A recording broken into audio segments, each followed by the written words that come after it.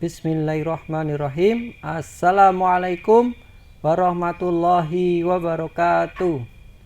Pada kesempatan pagi hari ini, marilah kita awali kegiatan kita dengan membaca basmalah bersama-sama. Bismillahirrahmanirrahim dan doa menuntut ilmu. Rabbi israh li sadri wa yassir li amri wahlul 'uqdatam min lisani yafqahu qawli. Rabbi zidni ilma warzuqni fahma Rabbi.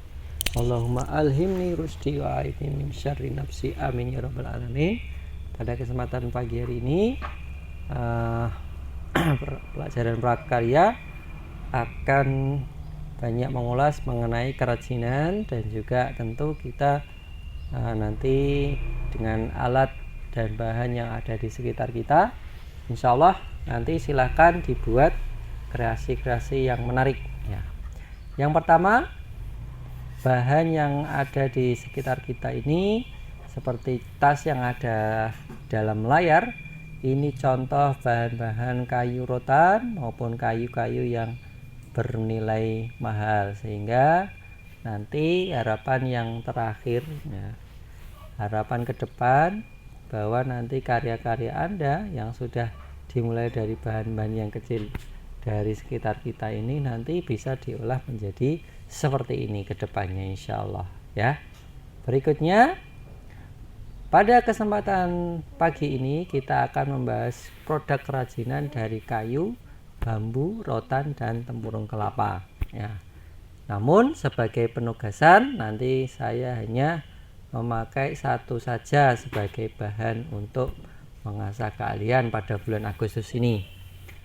Hasilnya kayu ya, biasa disebut sebagai woodcraft ya, merupakan produk yang sangat digemari di Eropa dan Amerika. Motifnya bermacam-macam. Kalau tekstur jati memang tekstur halus ya, ada yang namanya jati Belanda, ada yang namanya jati Indonesia ya. Kemudian berikutnya adalah mahoni. Mahoni ini sistem kayunya sangat halus, agak tekstur lebih lunak ya dibandingkan kayu jati. Nah, kemudian pinus ini warnanya putih, agak kekuning-kuningan. Kalau nanti kita bakar itu seperti ada timbul getahnya, ini namanya pinus ya. Kemudian kulit sawo, pohon sawo, nangka, nangka ini kuning warnanya, kelapa, duren itu merah ya. Kemudian ada sengon dan lain sebagainya. Ini adalah contoh-contoh kerajinan-kerajinan macam yang sering dipakai di Indonesia. Yang paling laku ya, keras pasarannya di masyarakat internasional yakni kayu jati, mahoni, dan pinus. Nah, primadona sekali.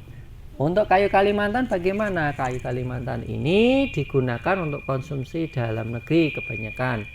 Namun ada juga yang diekspor dengan memakan sekian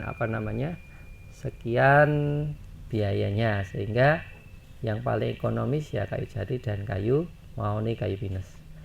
Contoh hiasan-hiasan yang telah dibuat dari beberapa kayu keras tadi yakni topeng ya, miniatur, ada miniatur masjid, ada miniatur kapal, miniatur sekolah dan lain sebagainya. Bebas ya, nanti kalian juga boleh ya dari ranting membuat miniatur rumah, boleh ya. Kemudian berikutnya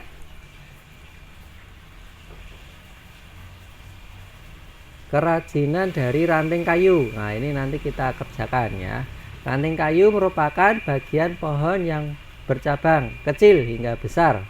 Teknik yang digunakan adalah constructing atau mengkonstruksi. Nah, jadi kayu ini dapat dibingkai untuk tempat pensil, bingkai foto, bingkai cermin.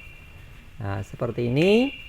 Ini adalah dahan-dahan ranting yang kecil, dahan-dahan ranting yang besar. Ini ranting yang besar ini bisa diolah jadi satu seperti ini, tempat duduk, kursi, dan lain sebagainya. Nah, ini tangan-tangan kreasi Indonesia ini ya.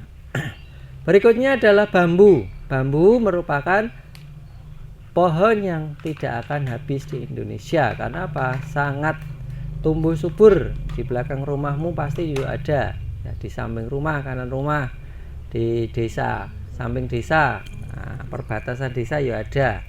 Insya Allah bambu ini banyak jenisnya, ada bambu petung, bambu gading, bambu apus dan lain sebagainya. Nanti tinggal pilih teksturnya. Nah, ini contoh-contoh kerajinannya, bingkai foto, kemudian tempat lampu. Berikutnya adalah rotan. Rotan merupakan tanaman pinangan yang hidup, merambat dan memanjat, tumbuh baik di alam tropis, contohnya di hutan Kalimantan, Sulawesi. Ini bagus sekali, di Sumatera juga tumbuh ya, ini bagus. Getah rotan dapat digunakan sebagai bahan pewarnaan industri keramik dan farmasi, jadi untuk obat-obatan juga bisa. Tanaman rotan ini dimanfaatkan untuk furniture juga banyak. Nah, ini contoh kursi, meja sofa, tas yang bisa terbuat dari bahan rotan.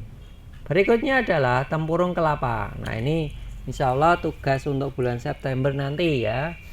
Bulan September nanti kita buat kerajinan dari tempurung kelapa insya Allah. Untuk bulan Agustus ini kita mulai dari yang terkecil dulu, yakni dari bahan ranting ya. Buah kelapa ya merupakan tanaman yang diambil dagingnya atau airnya, bahkan ada juga yang memakai untuk kebutuhan kerajinan, mulai dari daun, hasil buah atau limbah buahnya itu, kulit tempurungnya, kemudian yang terakhir adalah kayunya. Nah, itu juga bisa digunakan untuk kerajinan. Nah, ini contoh-contoh tempat air minum dan hiasan lampu yang bisa dipakai untuk kerajinan. Nah, ini contoh-contoh kecil. Ini insya Allah kalian bisa membuat seperti ini semuanya ya, hanya tinggal cari bahan tempurung kelapa itu yang kering ya di pasar, minta tolong untuk dipotong ke pedagangnya jadi 2. Nah, sudah nanti bisa dibikin jadi tempat minum. Nah, seperti ini caranya. Nanti bagaimana, lihat di YouTube. Nah, oke, ini tugasnya dan selamat mengerjakan. Semoga 3 minggu ke depan kreasi portofolio kalian kelihatan ya. Untuk tugas secara buku nanti bisa dikumpulkan. Terima kasih. Assalamualaikum warahmatullahi wabarakatuh.